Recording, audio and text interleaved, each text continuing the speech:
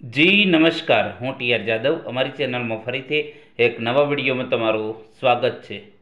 મિત્રો, તમે બધા ખુશ હશો, મજામાં હશો, મસ્ત હશો, કારણ કે જીએસઆરટીસી હેલ્પરમાં ઘણા મિત્રોને નિમણૂક મળી છે, આજે હાજર પણ થઈ ગયા છે। તો એમને બધાને ખૂબ ખૂબ અભિનંદન। આપણે પણ સારી એવી મહેનત કરાવેલી, તો એના લીધે ઘણા મિત્રો નોકરી મેળવી અને ઘણાના રિસ્પોન્સ પણ આવેલા કે સર, તમારી મહેનતના લીધે અમે આજે અહીં સુધી પહોંચ્યા, સરકારી નોકરી સુધી પહોંચી શક્યા।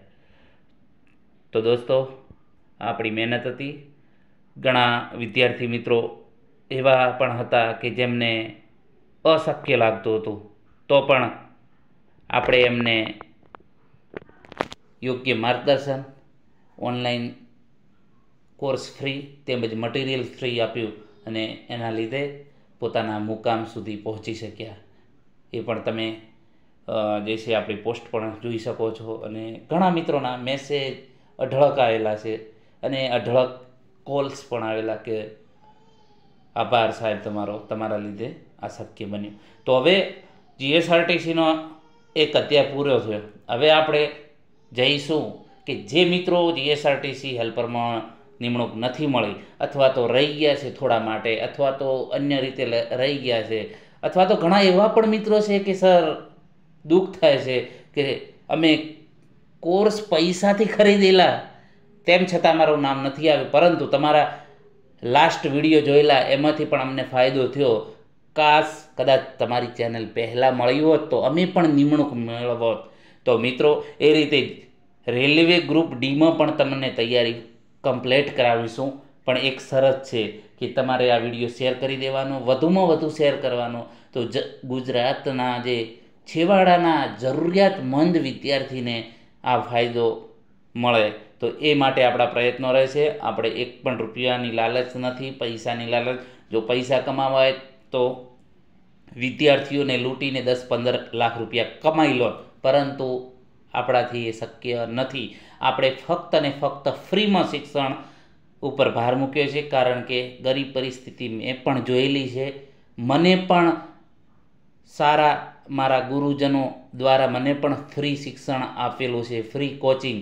મારા ખાસ જે છે ગુરુ હમણાં રિટાયર થયા 31/12/2025ના રોજ, એમડી પરમાર સાહેબ, જે પાટણ ખાતે નોકરી કરી રહ્યા હતા, તો એમને પણ મને ફ્રીમાં શિક્ષણ આપેલું। એમણે પણ મને શીખવાડ્યું કે ભાઈ, પે બેક સોસાયટી, તમે પણ સોસાયટીને આપો પાછું રિટર્ન। તો આપણે એ રિટર્ન સ્વરૂપે આપીએ છીએ, કોઈ પણ ફી લીધા વગર યોગ્ય માર્ગદર્શન પણ આપીએ છીએ, અને એ માર્ગદર્શનના લીધે હજારો મિત્રોને ફાયદો થયો। ડીવી વખતે મિત્રો, તમે વાત નહીં માનો, ડેલીના 200-250 ફોન આવતા, તો એ તમામ ફોન રિસીવ કરેલા। અમુક કદાચ નહીં રિસીવ થયા હોય, તેમ છતાં બધા મિત્રોને ડીવી પણ કમ્પ્લીટ કરાવ્યું। એમાં ડીવી જે પણ ડોક્યુમેન્ટ A to Z માહિતી અમને પૂરી પાડી।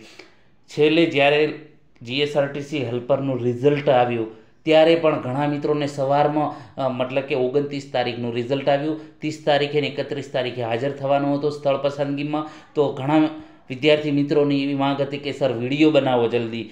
તો રાત્રે 1 વાગે કમ્પ્લીટ આપણે વિડીયો બનાવેલો, ના જોયો હોય તો તમે જોઈ લેજો, સ્થળ પસંદગી માટેનો। તો આ મિત્રો, મારી જે છે વિદ્યાર્થીઓ પ્રત્યેની લાગણી છે, વિદ્યાર્થીઓની પણ મારા પ્રત્યે ઘણી લાગણી છે। કોઈ પણ નાની નાની બાબત મને એક ફ્રેન્ડ તરીકે, એક ગુરુ તરીકે, એક મિત્ર તરીકે મને શેર કરે છે કે સર, અમારે આ રીતનું છે, તો મને હેલ્પ કરજો। કોર્સ લીધેલા પણ વિદ્યાર્થી મિત્રો આપણી સાથે જોડાયેલા છે, એનો આનંદ છે, અને આ રીતે તમે જોડાતા રહેજો, અને ભવિષ્યમાં ઘણાને ફાયદો થશે એવી આશા છે। તો ચાલો મિત્રો, તમારો સમય ન ગુમાવતા, એક ખાસ વાત છે કે આપણી ચેનલમાં 10,000 મિત્રો જોડાઈ ગયા છે, તો એનું શ્રેય પણ તમને જ છે મિત્રો। તમે વધુમાં વધુ શેર કરી, એના લીધે આજે ગુજરાતમાં 10,000 મેમ્બરો આપણી ચેનલમાં જોડાઈ ગયા છે। એક નાની શરૂઆત કરી હતી, પણ હજારો મિત્રોને ફાયદો થયો।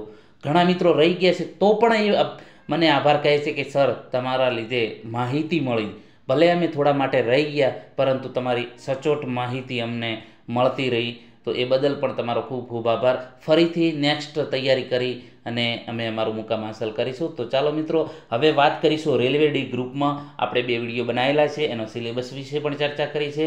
તો મિત્રો, આજે છે રેલવે ડી ગ્રુપ, જે મિત્રો રહી ગયા છે તો એમના માટે છે, અને ભરતી પણ સારી છે. ગુજરાત માટે 3200+ જગ્યાઓ છે. ટોટલ 22,000 જગ્યાઓ છે ભારત માટે. તો આપણા ગુજરાતમાં જે પશ્ચિમ રેલવે, આપણે ગુજરાત પશ્ચિમ રેલવેમાં આવે છે, તો એ માટે પણ 3200+ જગ્યાઓ છે. તો કમર કસી લો, આપણે પણ તમને યોગ્ય મહેનત કરાવીશું. તો એ પ્રમાણે તમે પણ તૈયારી કરજો. હવે વાત કરીશું જે સિલેબસ પ્રમાણે, તો સામાન્ય વિજ્ઞાનના જે 25 માર્ક્સનું પૂછાય છે, તો આ મહિનાની અંદર આપણે સામાન્ય વિજ્ઞાનના જેટલા મહત્ત્વના પ્રશ્નો, જે પણ મહત્ત્વના પ્રશ્નો તમારી પરીક્ષામાં પૂછાવા લાયક છે, એનું આપણે ડેલી બેઝ પર સોલ્યુશન કરાવીશું. જે રીતે હેલ્પરમાં કરાવ્યું એ રીતે, પણ શરત એટલી કે તમારે શેર અને વધુમાં વધુ શેર કરતું રહેવાનું, અને લાઈક પણ કરજો, સબસ્ક્રાઈબ પણ ચેનલને કરી દેજો. તમને ભવિષ્યમાં ચોક્કસ ફાયદો થશે એ યાદ રાખજો. ફ્રીમાં ઘણા મિત્રોને આપણને એ લોકોને એમ થતું કે આ નાની ચેનલ શું કરશે, પણ જ્યારે રિઝલ્ટ જાહેર થયું અને જ્યારે છોકરાઓ હેલ્પરો, જે હેલ્પરમાં મિત્રો લાગેલા છે, એમની કોમેન્ટો વાંચીને ઘણાને મોટિવેશન મળ્યું કે ના, ટીઆર એજ્યુકેશનનું સારું કામ છે. કોઈ પણ જગ્યાએ જાઓ, ટીઆર એજ્યુકેશન, ડીવી વખતે પણ બધા વિદ્યાર્થીઓ એ જ વાત કરતા હતા કે ટીઆર એજ્યુકેશનના લીધે અમે આટલે પહોંચ્યા. તો હવે મિત્રો, સામાન્ય વિજ્ઞાન જેમ પ્રશ્નો છે ઘણા આવે છે, તો એના વિશે આજે સામાન્ય સમજ જોઈશું અને 25 માર્ક્સનું આપણે કરાવીશું. તો એના પહેલાં એક નાનું એવું જોઈ લઈએ કે આરઆરબી રેલવે ગ્રુપ ડીમાં જે છે કઈ રીતની જે સિલેબસ છે. તો જનરલ સાયન્સ, આપણે જે સામાન્ય સાયન્સ કહીએ, સામાન્ય વિજ્ઞાન, તો 25 પ્રશ્નો છે અને 25 માર્ક્સનું. તો પહેલું આપણે આ કવર કરવાનું છે. આમાં તમારે 25માંથી 22-23 માર્ક્સનું હું ચોક્કસ કવર કરાવીશું, એટલું હું તમને આશા આપું છું. એટલો ટાર્ગેટ છે આપણો કે તમારે આમાંથી એક પણ માર્ક્સ ન જવું જોઈએ. 25માંથી 25 તો લાવવાના જ છે, પરંતુ તમારા જે પ્રમાણે તમે તૈયારી કરશો એ પ્રમાણે. પછી મેથેમેટિક્સ છે, એ પણ આપણે કરીશું. જનરલ ઇન્ટેલિજન્સ એન્ડ રિઝનિંગ એ પણ, અને પછી જનરલ અવેરનેસ અને કરંટ અફેર. તો આપણે પહેલું આ કરીશું, કરંટ અફેર્સ બાદમાં કરીશું, જનરલ અવેરનેસ કરીશું. એટલે મતલબ કે તમારા 20 ને 25 45 માર્ક્સનું તો પહેલું આપણે કવર કરી લઈશું. પછી જે મેથેમેટિક્સ તે ધીરે ધીરે તમને કવર કરાવીશું, જે આઈએમપી પ્રશ્નો છે. તો આ જે છે તમારું જે છે સિલેબસ છે. ટોટલ 90 મિનિટ હશે, 100 પ્રશ્નો હશે અને 100 માર્ક્સ હશે, બરાબર. તો ચાલો મિત્રો, જે આઈએમપી જે પ્રશ્નો છે એના વિશે એમસીક્યુ પછી જોઈશું. પહેલું જે એના વિશે થોડીક માહિતી, જનરલ સાયન્સ વિશે થોડી માહિતી મેળવીએ. હજુ પણ ઘણું છે, તો આ વિડીયોમાં થોડો ઓછું આપણે કન્ટેન્ટ આપેલું છે. નેક્સ્ટ વિડીયોમાં થોડું વધારે ટાઈમ આપશું, કારણ કે આજે હેલ્પરમાં ઘણા મિત્રોના ફોન આવેલા, મને ટાઈમ જ નથી મળ્યો. હજુ હમણાં સુધી પણ ફોન ચાલુ હતા, એટલે આજે થોડું લેટ થયું છે. તો રેલવે ડી ગ્રુપ માટે ઉપયોગી સિલેબસ પ્રમાણે સામાન્ય વિજ્ઞાન વિશે તો વાત કરીશું. ઈસવીસન 1802માં જીવ વિજ્ઞાન શબ્દનો સૌપ્રથમ પ્રયોગ લેમાર્ક અને ટ્રેવિરેન્સે કર્યો હતો. અરસ્તુને જીવ વિજ્ઞાનના પિતા કહેવામાં આવે. હવે તમારો બેઠો પ્રશ્ન અહીંથી આવશે, જીવ વિજ્ઞાનના પિતા કોણ છે? તો આ પ્રશ્ન તમારે આવશે. પછી જીવ વિજ્ઞાનનો શબ્દ ક્યારે ઉદ્ભવ્યો? તો 1802માં. સૌપ્રથમ પ્રયોગ કોણે કર્યો છે? તો લેમાર્ક અને ટ્રેવિરેન્સે. તો આ પ્રશ્ન પણ આવી શકે.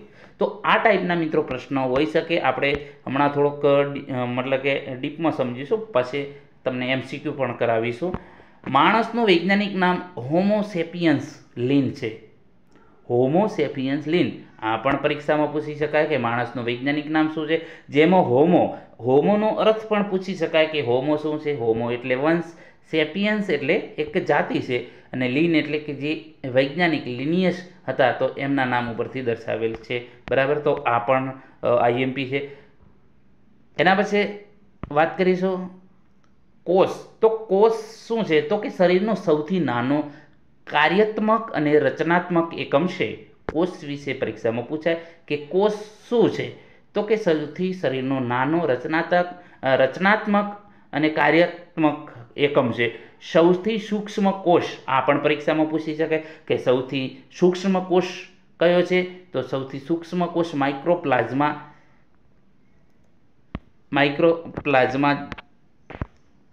ગેલેસેપ્ટિકામાં છે, બરાબર. ગેલેસેપ્ટિકામાં જે આ છે આઈએમપી, મોસ્ટ આઈએમપી. તો આ પરીક્ષામાં આવા પ્રશ્નો પૂછી શકે. ઘણા કે સાહેબ પ્રશ્ન હાર્ડ છે, પરંતુ તમે સતત વાંચન કરો તો બધું સહેલું થઈ જાય. જેટલી પ્રેક્ટિસ એટલું તમારે પરફેક્ટ બનશો. સૌથી મોટો કોષ પરીક્ષામાં પૂછાય કે સૌથી મોટો કોષ કયો છે, તો શાહમૃગનું ઈંડું છે. માનવ શરીરમાં સૌથી મોટો કોષ ચેતાકોષ, બરાબર. માનવ શરીરની વાત કરીએ તો માનવ શરીરનો સૌથી મોટો કોષ કયો છે, ચેતાકોષ. સૌથી નાનો કોષ રુધિર કોષ આરબીસી છે, બરાબર. તો આ પણ તમારે યાદ રાખવું પડશે. DNA deoxy ribose nucleic acid એક પેઢીમાંથી બીજી પેઢીમાં વારસાગત લક્ષણો અંગેની માહિતી માટે જવાબદાર છે. આપણે કહીએ ને ડીએનએ મેચ કરવા છે, બરાબર. તો એક પેઢીથી બીજી પેઢીમાં જે વારસાગત લક્ષણો છે તો એની અંગેની માહિતી ડીએનએ દ્વારા આપણને મળે. લાઇસોઝોમને પાચન કોથળી અને કોષની આત્મઘાતી કોથળી કહેવામાં આવે છે. આ પણ પરીક્ષામાં આઈએમપી છે કે લાઇસોઝોમ શું છે, તો એ લાઇસોઝોમ એ પાચન કોથળી અને કોષની આત્મઘાતી કોથળી કહેવામાં આવે છે, બરાબર. એના પછી વાત કરીશું કણાભ સૂત્રને કોષનું શક્તિઘર પાવર હાઉસ કહે છે. કોને, તો કણાભ સૂત્રને. આ પણ પરીક્ષામાં પૂછાય એવો પ્રશ્ન છે. રાઇબોઝોમ પ્રોટીનનું ઉત્પાદન સ્થળ છે, તેથી તેને પ્રોટીન ફેક્ટરી કહેવામાં આવે છે. આ પણ મોસ્ટ આઈએમપી પ્રશ્ન છે. રાઇબોઝોમ, બરાબર. અન્નમાર્ગની શરૂઆત મુખથી થાય. આ પણ નાનો એવો પ્રશ્ન છે, પૂછાઈ શકે કે અન્નમાર્ગની શરૂઆત ક્યાંથી થાય, તો મુખથી થાય છે. જે અન્નમાર્ગના અગ્રભાગે આવેલું હોય છે, મુખના બંને જડબામાં દાંત આવેલા હોય છે, જે કેલ્શિયમ કાર્બોનેટ અને ફોસ્ફરસના બનેલા. આ પણ પરીક્ષામાં પૂછાય કે આપણા દાંત શાના બનેલા હોય છે, તો મોસ્ટ આઈએમપી પ્રશ્ન છે મિત્રો. એના પછી વાત કરીશું જઠર. તો જઠર ખોરાકનું પાચન અને વલવવાનું કામ કરે છે. ખોરાક જઠરમાં પહોંચતા પાઇલોરિક ગ્રંથિમાંથી, આ પણ પ્રશ્ન પૂછાય. આ ગ્રંથિ પાઇલોરિક ગ્રંથિમાંથી જઠર રસ નીકળે છે કે જઠર રસ ક્યાંથી નીકળે છે, તો એ ગ્રંથિ તમારે નામ યાદ રાખવાનું. જે આછા પીળા રંગના એસિડિક દ્રવ્યમાં પેપ્સિન અને રેબિક ઉત્સેકો હોય છે, તો કે કયા ઉત્સેકો હોય છે, બરાબર. તો આ પણ પ્રશ્ન પૂછી શકાય. જઠરના એક્સેન્ટિંગ કોષોમાંથી મંદ હાઇડ્રોક્લોરિક એસિડ એટલે કે HCl નીકળે છે, જે ખોરાકને જંતુમુક્ત બનાવે. તો આ પણ પ્રશ્ન મોસ્ટ આઈએમપી છે કે જઠરના એક્સેટિક, બરાબર, કોષમાંથી, કયા કોષમાંથી, તો એક્સેટિક કોષમાંથી મંદ હાઇડ્રોક્લોરિક એસિડ જે નીકળે છે, જે ખોરાકને જંતુમુક્ત બનાવે છે, બરાબર. તો એ પણ પ્રશ્ન આઈએમપી છે. વનસ્પતિ સ્ટાર્ચ સ્વરૂપે અને પ્રાણીઓ ગ્લુકોઝ સ્વરૂપે ખોરાકનો સંગ્રહ કરે. આ પણ મોસ્ટ આઈએમપી પ્રશ્ન છે મિત્રો. થોડી ઉતાવળ થઈ રહી છે. વનસ્પતિ સ્ટાર્ચ, બરાબર, સ્ટાર્ચ સ્વરૂપે. આ પણ પ્રશ્ન આઈએમપી છે. અને પ્રાણીઓમાં ગ્લાયકોઝ, બરાબર, સ્વરૂપે ખોરાકનો સંગ્રહ થાય છે. શ્વાસનળીના પ્રારંભમાં સ્વરપેટી આવેલી હોય છે, બરાબર. તો આ પણ આઈએમપી પ્રશ્ન છે. અને શ્વાસનળી પહોળી નળિકાકાર રચના છે. ફેફસાનો રંગ કેવો હોય છે, તો લાલ. જમણા ફેફસા ડાબા ફેફસાની તુલનામાં મોટા હોય છે, બરાબર. તો આ પણ પરીક્ષામાં પૂછાય કે કયા ફેફસા મોટા હોય છે, અથવા તો જે જમણું ફેફસું એ ડાબા ફેફસાથી મોટું હોય કે નાનું, તો એવો પણ પ્રશ્ન પૂછી શકાય. રુધિર એક પ્રવાહી સંયોજક પેશી છે. માનવ શરીરમાં રુધિરની માત્રા શરીરના વજનના 7% જેટલી હોય છે. તો તમે પણ તમારું ચેક કરી શકો છો કે અમારા શરીરમાં કેટલું લોહી છે, બરાબર, અથવા તો રુધિર છે. તમારું જે વજન છે એના 7% ગણી લેવાનું, બરાબર. તો આ પણ મોસ્ટ આઈએમપી પ્રશ્ન છે. રુધિર એક સંયોજક પેશી છે, બરાબર. તો આ પણ પ્રશ્ન પૂછાય.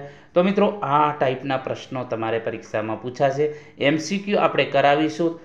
એના પહેલાં તમે આવું જે છે ડિટેલમાં આપણે માહિતી જોઈશું અને એના પછી MCQ કરાવીશું. તો મિત્રો, એ રીતે બના રહેજો. આપણે હવે ડેલી બેઝ પર આ વિડીયો બનાવતા રહીશું. તમને જે તમારો સિલેબસ છે એ પ્રમાણે આપણે પ્રયત્ન કરીશું કમ્પ્લીટ સોલ્યુશન મતલબ કે જે તમારો સિલેબસ છે કમ્પ્લીટ કરાવીશું.